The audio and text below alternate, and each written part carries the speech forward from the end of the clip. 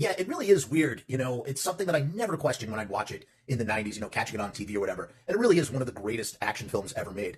And, I'm watching the opening 15 minutes here, and I'm just sort of like realizing, too, that it really sort of occupies that same conservative wet dream that Forrest Gump did in the 90s, like that baby boomer conservative 90s wet dream. I don't know, Cameron Poe is a good boy who's going to do his time. He did something wrong. It would have been far more interesting if he was genuinely corrupt in some way, shape, or form. But he was just less corrupt than the other convicts that take over the plane. And that's what ultimately makes him the protagonist who's going to save the day. But, that's just not something you typically would see in a 90s action film, for a four-quadrant, homogenized, movie-going audience. Cameron Poe has to be a good guy. He has to be pure. And, I don't know. It's just like, it's hard to believe that someone would get 8 years for defending their pregnant wife with their technically registered lethal weapon hands, despite serving their country, especially when you think about like how corrupt our justice system is now. And it's like the fact that they would make an example of him back then, it's just so weird. It's a weird thing. What if he had a gun?